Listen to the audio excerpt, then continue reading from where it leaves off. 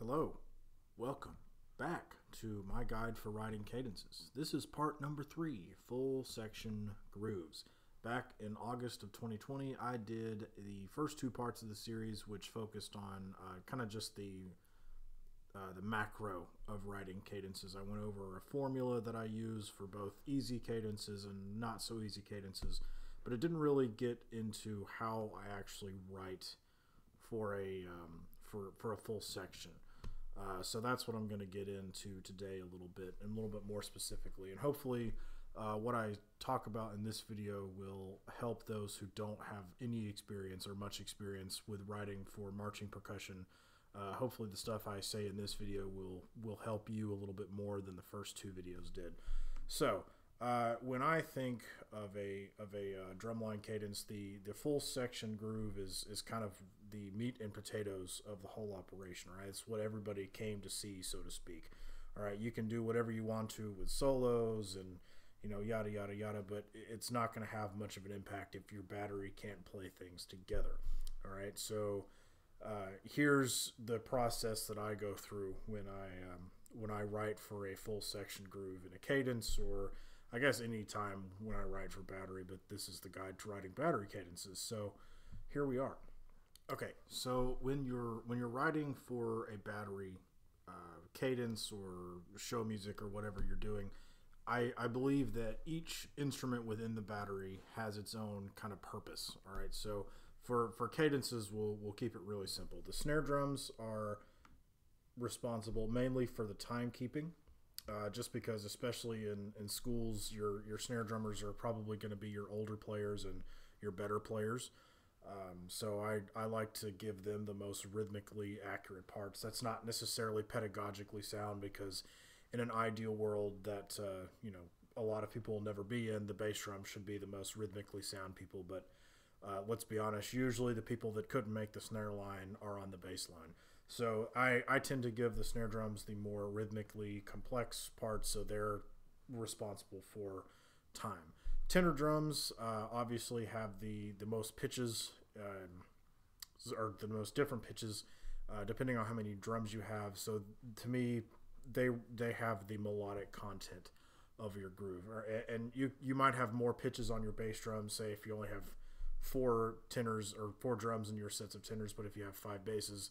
But again, most of the time, your bass drummers aren't going to be able to play melodic content together all the time. So we'll save that for the tenor drums. At least it's one person trying to play 4 different drums, not 4 or 5 people trying to play 1 drum each. It's very complicated. Anyway, plus the basses have the thump and the groove responsibility. Right, they're what is supposed to make everything sound all hip hoppy and it's fantastic. All right, and then the cymbals, not to be forgotten, are the hit points or the splashes of hot sauce on the whole burrito. I don't know why I just mentioned burritos, but there you go. All right, so there are 4 different types of quote unquote section grooves that I'm going to talk about, and I think they can all function in anything you want to write. It's just a matter of how intricate you want your writing to be. Okay, I'm going to do them from least time consuming to most time consuming to teach, or I guess easiest to hardest would be a good way to put it. But anyway, the first one I'm going to talk about is one that I absolutely hate, but it has its own place, and it's called the easy drum set. Okay, so snare drums responsible for the time. Let's just be really cheesy.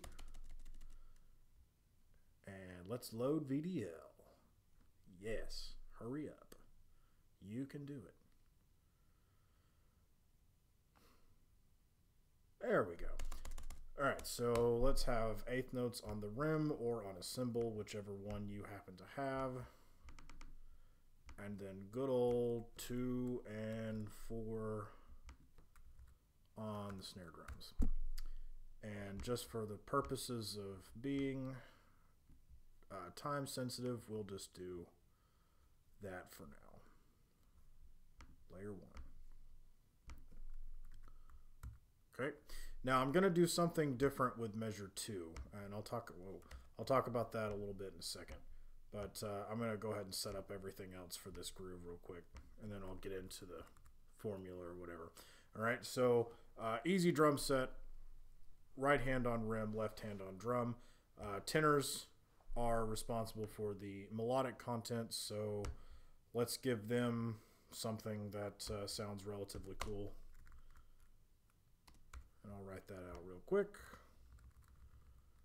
Might skip this in the actual video. If you're hearing this, then I probably just forgot to remove it. Because, yep, that's how it happens. All right, so in measure 2, I like to do something different than measure 1, just because if you play 3 measures in a row, it's the same thing. It's going to get really monotonous really quickly. It doesn't have to be that different, but you know, try to do something. You know, even if you have no experience writing for drum or writing for battery or whatever, try to do something different on measure 2.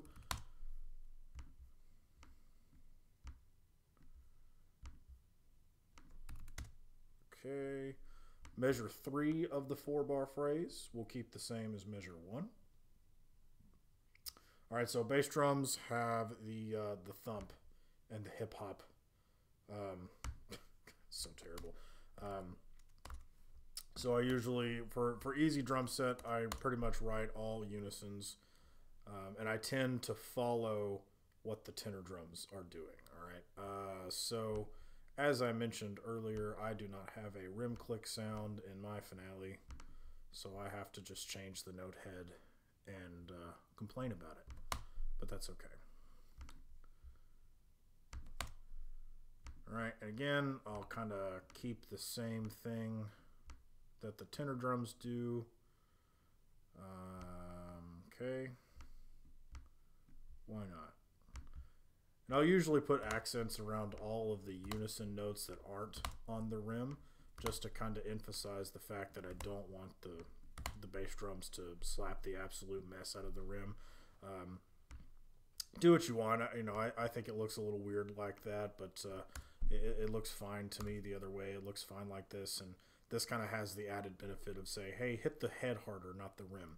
All right, so that's your different measure in measure 2, and then measure 3 is the same. Now measure 4 is just going to be a fill, but I'm not going to worry about that right now because I'm just trying to show you the process of writing grooves. All right, so for cymbals or splashes of hot sauce on the burrito, let's do, you know, oh Lord, what have I done? There we go. Let's just do hi-hats on this. Why not? And then we'll change that to be different. Although if you don't want to do that for cymbals, just because generally, again, in the quote-unquote real world, these are your least experienced players and the players that couldn't make anything else. Not trying to be, you know, unsensitive or whatever. You know, this, I guess that's unpolitically correct, but this is what happens in the real world, in high schools everywhere. All right, so that is easy drum set. All right, I'm not going to play this for you just because it's not, you know, it's nothing special, and I don't want to take the time to export the audio for it and, you know, do all that stuff. But that's basically what that is. Okay, so let's talk about this real quick. All right, this is a 4-measure phrase. If you wanted to turn this into an 8-measure phrase, okay, let's just do that real quick. If it's going to be an 8-measure phrase, we'll keep the same thing in the snare drums, tenors, and bass drums, but we'll change the cymbals to be something louder. So like if I did hi-hats here, I'll do crash cymbals here. And that just, to me, that just kind of gives it a natural progression and doesn't sound, you know, too monotonous without having, you know, to do too much work. It's a lazy approach, and that's fine, because odds are if you're writing something this easy, it needs to be almost done with a little bit of laziness in it. So for like the fill, let's just do blah blah blah, and I guess I will export the audio for this. Why not? Just for S's and G's, I guess. Let's see.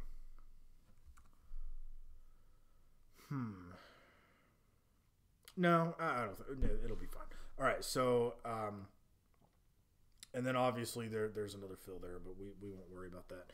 All right, so I will change the cymbal part if it's going to be an 8-bar groove, but let's look at the overall kind of macro of this. All right, so measure 1, all right, is your thematic material, okay, and you know there's no rhyme or reason that's just what it is. All right, measure 2 is a variation of your thematic material. All right, what I mean by that is I've got elements of measure 1 in measure 2, but it's not quite the same. Okay, so for example, you know, this figure in the tenors is the same thing. Right here, same thing in the bass drums. In the cymbals, we have 2 and 4, and then we have a little bit different on beats 3 and 4. But you know, still nothing incredibly ridiculous. All right, then measure 3 is the same thing as measure 1. Okay, and then measure 4 is a fill. All right, and then the same thing for bars 5 through 8, thematic, variation, thematic, then a fill. Okay, for the rest of this video, I'm just going to talk about 4-bar phrases, just because it's a little bit quicker to talk about, a little bit quicker to write out. But anyway, so there is drum set 1, and you know what? I'm just gonna delete this. It'll be fine. All right, so now I say drum set 1 because there's obviously going to be a drum set 2. Okay, so drum set 2 is a little bit more involved, particularly in the snare drum. Okay, so whereas in drum set 1 we had 8th notes on the rim and 2 and 4 on the snare drum, now we're going to do a basic 16th note pattern. All right, so let me write that out real quick. Blah, blah, blah. And then we'll use these basically for all 3 measures. So let's just do that right now, and we'll put accents on them in a minute. Okay, so another thing you can do with your tenor drums, if you want to do something a little bit more than drum set 1, you can do double stops on the tenor drums. All right, so drums 3 and 4 are your quote unquote bass drum notes on the drum set, and then drums 1 and 2 are your snare drum on the drum set. And hopefully that will make sense in a minute. But what in the world is my finale doing? There we go. Okay. Basically, the higher pitched drums on the tenors are going to be acting like the snare on a drum set, and the lower drums on the tenors are going to be acting like the bass drum. Whoa. Why do you do this to me? Oh my God. There we go.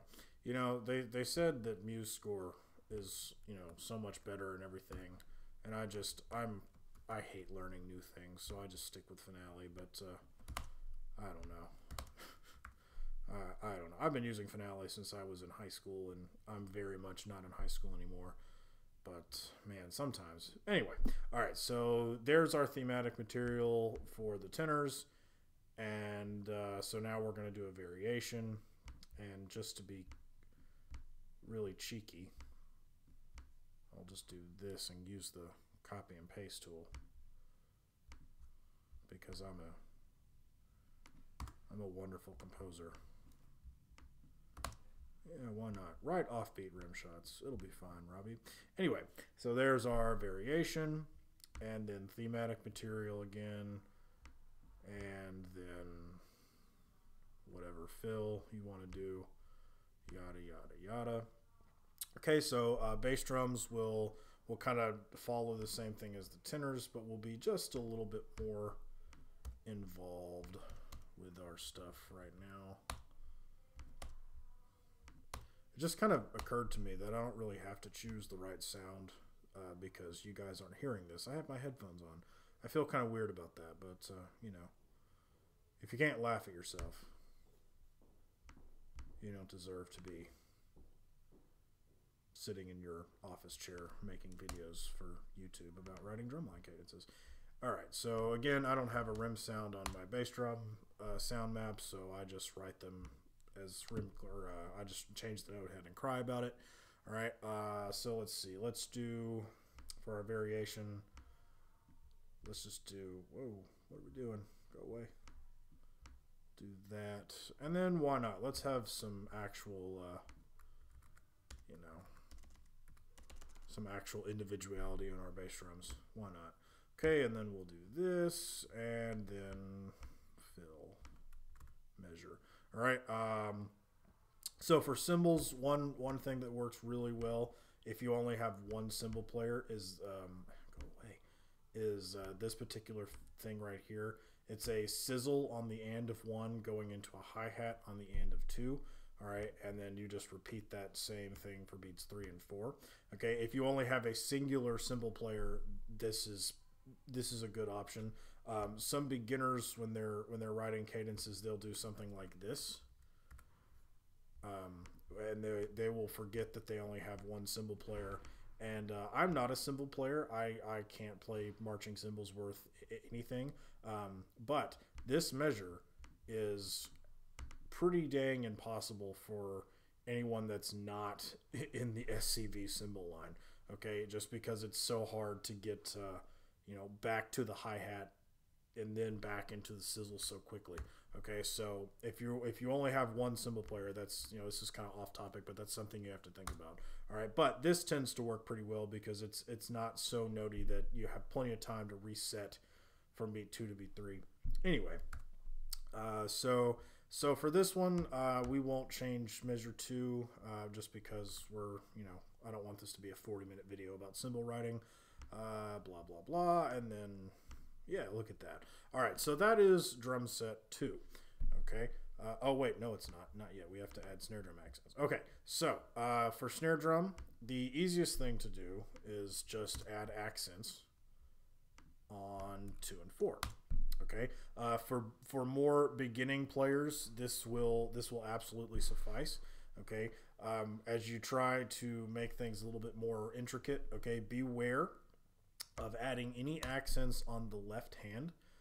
All right, because anytime you're dealing with beginner players, or again if you're writing drum set 2 for your drum line, odds are you're not the Blue Devils drum corps. All right, so you want to make sure that you write to your player's strengths, and I guarantee you that most beginning snare drummers will not have a strength accent on their left hand. Okay, so stick to mostly right hand stuff. All right, but for right now, since we're just dealing with a vacuum, we'll just do this. Okay, yep, and then we'll do something a little different in measure 2. We'll still keep 1 through 3 the same, but we'll add 4 accents on beat 4, and then the same thing for measure 3. All right, so that is drum set 2. Okay, this is it's functional. Okay, it works. If your drummers can keep a relatively steady pulse, this will get your band from point A to point B in a parade. Even if you just put a fill right here and put repeat bars. Boom, there's your cadence. All right, but so that's drum set 2. All right, now the third one that I want to talk about kind of originates from a really well-known cadence, at least in my world anyway, called Electric Wheelchair. Okay, and perhaps the greatest part of Electric Wheelchair is the best groove I think ever that's been written, where there's a whole phrase of just tenor muted rim shots. Okay, if you're in the battery world and you don't have to worry about or if you're not in the high school public school world and you don't have to worry about being politically correct, you can call them skanks, okay, or spanks, or whatever you want to call them, but I always call them muted rim shots because I've always been teaching around public schools. So it uses pretty much nothing but muted rim shots on drum 4 and the tenors, and it just sounds really cool. All right, so I'm not going to write out that groove because I don't want to get accused for plagiarism. But I also don't have a muted rim shot or skank sound in my finale, so I just have to write regular rim shots and put in one of those things right there and cry about it. It doesn't really do much to the sound, but anyway, so I'm just gonna what's a relatively hip hoppy thing to do. Yeah, why not? Let's just do this and have it on the end of 3 as well. Sure. All right. So variation on beat 2, or measure 2, sorry. My brain just kind of stopped working there. There we go.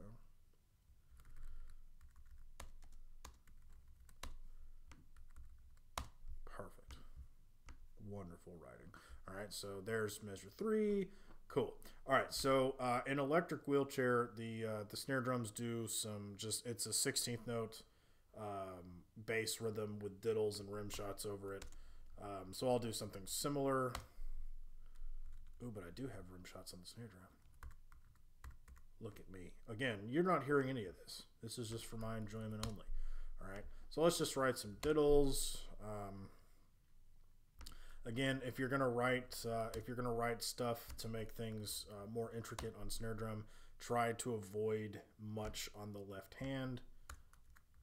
There we go. Because again, generally your students will have weaker left hands because they're younger players, and you know that's perfectly fine. All right, cool. So we'll do something different on measure 2. We'll keep the first 2 beats, and we'll change that, and we'll do that, and turn that into an 8th note. That'll sound fantastic. Why not? Okay, then measure 3 again, or measure 1 for measure 3, and then the let's do a little bit more in the bass drums this time. Oops, I wanted 16th notes, not a snare drum buzz. There we go. All right, so now I'm gonna write a pretty, easy-ish split for bass drums. We call this 2 notes per drum. It should be pretty easy to tell why. All right, so then let's add the rim click sound, or the rim click sound, the rim click note. There it is. Okay, now generally when I do something like this in the bass drums for the variation, it's really simple to do. You can just do this and reverse the direction if you want something really cheeky to do. That's perfectly fine. And then of course measure 3 again. All right, so for let's do another easy thing for cymbals to do if you only have a singular cymbal player. All right, so this is just 1 and 3 and. Wee. Yay, look at that. All right, so that is what I call the electric wheelchair groove. All right, really cool old school style groove. It's awesome, love it. It works really well with almost any situation. Can't say enough good things about it. All right, so the last type of groove I'm going to talk about is what I just call notey, because this is where we're dealing with more not necessarily advanced players, but not beginners anymore. So you know what? Let's just take this and let's just change things around a bit. All right, I'm actually going to keep the snare part because that's relatively notey itself, and then we'll change the tenor and bass drum part. Okay, so whenever you're writing a really notey groove, all right, one thing you can do is if you want to minimize note learning time, is write a something similar pattern to the snare drum in your tenors. All right, so I'm gonna do something like that right here in beats 1 and 2, and then I guess 4 if you want to get really technical about it. Okay, so I'm basically kind of mirroring the snare part and just putting it around the 4 drums. Okay, now generally if I'm writing a notey groove, my variation measure in the tenors will be not as notey. All right, so let's do something cool here between the snare drum and tenors with the rim shots. Yeah, why not? That'll be, we don't have to teach this. Yay.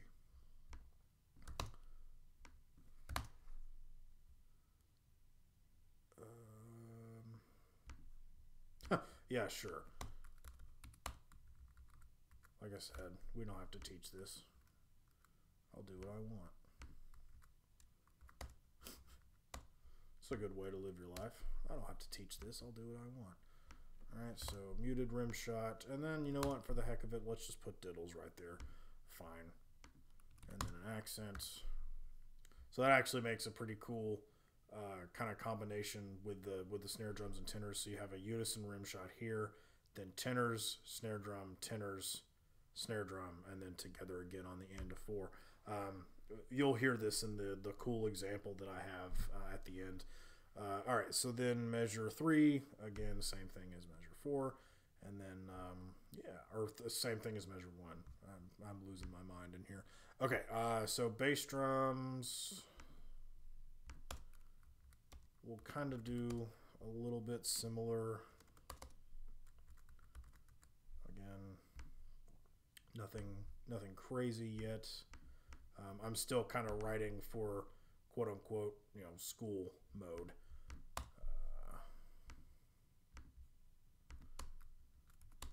Let's do 4 basses still.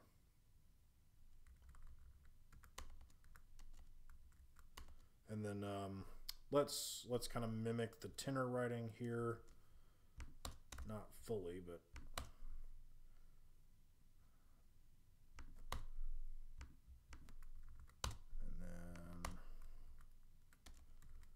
like I said, I don't have to teach this. I don't care.